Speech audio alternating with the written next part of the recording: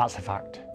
And no matter how unachievable that goal or dream might be, if you keep practicing and keep working towards it, one day you get very close. So what? Nobody cares.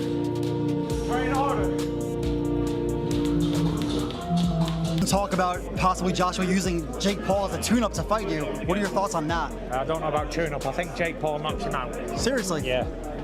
Jake Paul is reportedly training alongside Tyson Fury as he prepares for his upcoming fight against Anthony Joshua. Fury says Jake has moved closer to achieving his long-term ambitions, and this matchup represents one of the biggest milestones in his journey. He believes Jake will push himself relentlessly to make it happen, calling the fight a 50-50 challenge because Jake has evolved far beyond his YouTube beginnings and now competes with genuine seriousness. And even if you don't actually achieve the biggest target in your life, you might get close to it, so it's definitely worth pursuing. But someone who doesn't have goals and doesn't have a target. Jake Paul is pushing himself through an intense training camp, emphasizing his determination to become a world champion someday. He is approaching this preparation with strict discipline, focusing on conditioning and improving every weakness in his skill set. Jake believes that his dedication will eventually pay off, proving he is far more than just a celebrity stepping into the boxing world. Treated like I'm Jake Paul or famous person. No, like they treat me like I'm trying to become a world champion, which is exactly the case. Tyson Fury maintains that Jake Paul has a legitimate chance to defeat Anthony Joshua, pointing to the significant progress Jake has made. Fury insists that fans and critics should no longer underestimate Jake, arguing that he has developed into a disciplined athlete capable of surprising even established heavyweight contenders. Possibly Joshua using Jake Paul as a tune-up to fight you. What are your thoughts on that? I don't know about tune-up. I think Jake Paul knocks him out. Seriously? Yeah. Why so? What impresses you about Jake Paul? I just think Jake Paul would knock AJ out. I think AJ's a spent force, and I think Jake Paul's on the rise. And I like his new heavyweight look. Boxing has always been a combination of sport and business, and Barry Hearn makes this clear when discussing Anthony Joshua's potential fight with Jake Paul. Hearn, a veteran promoter, argues that Joshua should seriously consider the matchup because boxing is fundamentally driven by financial opportunity. He believes the enormous payday involved is impossible to ignore. While some may question the fight's competitiveness, Hearn emphasizes that the potential revenue for everyone involved could surpass traditional boxing expectations, making the bout difficult to dismiss on sporting grounds alone. Fight Jake Paul. What's your view on that, Barry? Money. Don't be silly. You know, I mean, you're mostly sensible, aren't you? Mostly. Of course, we're all purists at heart, but purism doesn't necessarily pay the bills, and boxing is a money business. And the day we don't accept that and then move on, we won't understand why certain things happen. So if that fight's there next week and it's signable and they can do Joshua against Tyson Fury next year, take the Jake Paul fight in December, go and do it. Sports analyst Simon Jordan has weighed in on Jake Paul's unconventional rise in the boxing world. Jordan notes that Paul's transformation from a YouTube figure to a challenger of world-class athletes is highly unusual by boxing standards.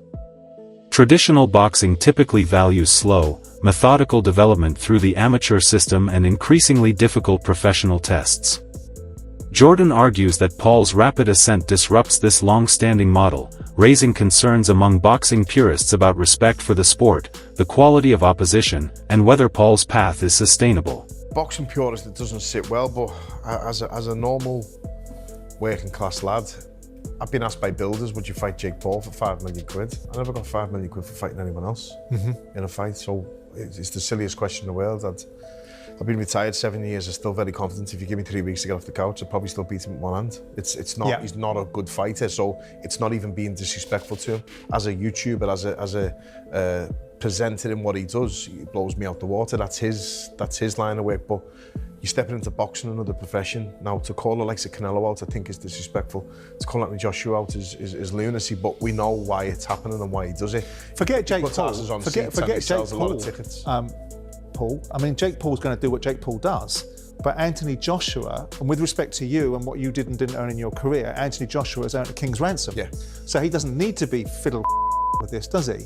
No, he doesn't. But again, all I keep seeing from people out there is, when is enough enough? And I get that. But when you're retired at 33, 34, and you've got to make that last, now you've got more experience than me in this, dealing with a lot of footballers in the past as well, and business people who got to make a certain amount of budget last.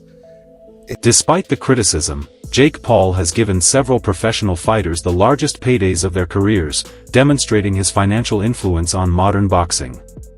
However, his attitude has not been universally admired.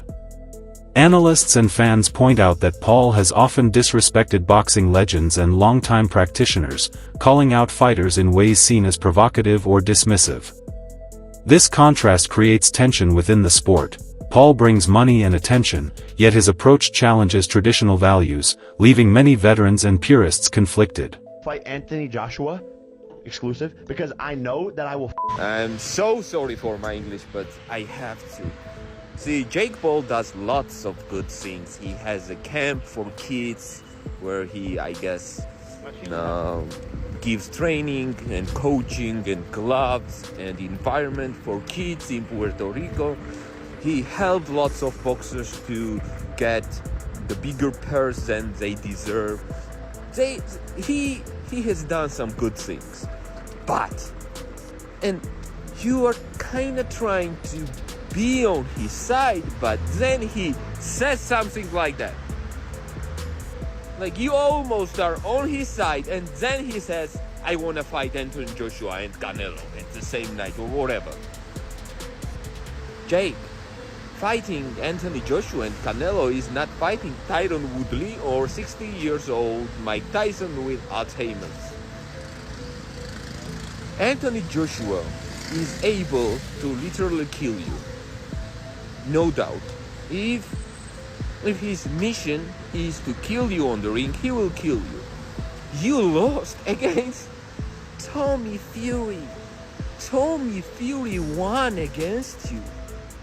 What Anthony Joshua? What Canelo, my friend? Canelo, you would need the liver replacement after Canelo fight. I promise you. I don't know. So stop doing that shit. Do the good things you are doing, and we will be on your side. Just stop staying. The conversation surrounding the potential Anthony Joshua versus Jake Paul fight stretches far beyond financial considerations. Comparisons to Gervonta Davis's exhibition bout with Paul highlight the scale difference. While Davis was considered too small for Paul, Anthony Joshua represents a vastly different level of danger due to his size, power, and professional experience. Analysts emphasize that Joshua would never treat the fight as entertainment or an exhibition. For him, it would be a real, competitive contest, one where skill, strength, and ring IQ are genuinely tested. And yes, that's the former heavyweight champ. Why is he fighting Jake Paul? And two, why is Jake Paul putting his health and well-being on the line? Because someone asked me on Twitter, Wade, if Jake Paul gets knocked out, will his career be over? Buddy, his life may be over if he gets knocked out by AJ, because that dude put Francis Ngannou flat on his back, and I had never seen Francis Ngannou hurt before. And again, it's boxing, not MMA. Jake has a little more experience, but we're talking about a massive size difference. AJ's still relatively young and still relatively got something left in the tank, and he's only fought the world-class guys for the last 10 years. This would be Jake's not only hardest fight, most dangerous fight of his career. If Jake is doing this, it could signal the last one. I'm not even joking. This could signal Jake being like, I'm having one more of these and I'm out. Because where do you go from Anthony Joshua? We'll get into that part in a second, but the Netflix thing. We know that Anthony Joshua is an exclusive fighter to DAZN. Eddie Hearn has stated that multiple times. AJ, I'm pretty sure, even has a piece of DAZN. I could be wrong about that, but he signed a mega deal years ago with them. So for this fight to take place on Netflix would mean DAZN would say, you can have one of our biggest cash draws, and I may be in a revenue share thing, or maybe Netflix pays them some money, but you can have our biggest cash draw and we don't have an affiliation with it. That seems a bit unrealistic. But having said that, this isn't a report from anybody in the camp. This is not MVP saying it. This is not Eddie Hearn saying it. This is Mike Coppinger, who I guess has talked to people in the camp. But an independent source saying that they are finalizing a deal. Not that they're in talks. They are finalizing a deal. So this is, again, we're talking... Gareth A. Davies underscores an important element of the discussion: the massive physical advantage Anthony Joshua has over Jake Paul. Standing 6 feet 7 inches and weighing significantly more than the 6 feet 2 inches Paul, Joshua's size and power give him a clear upper hand. Davies explains that this difference isn't minor, it directly shapes strategy, danger, and expectations inside the ring.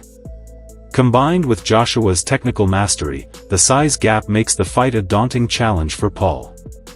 At the same time, it heightens the spectacle, fueling public curiosity and adding to the financial appeal of the matchup.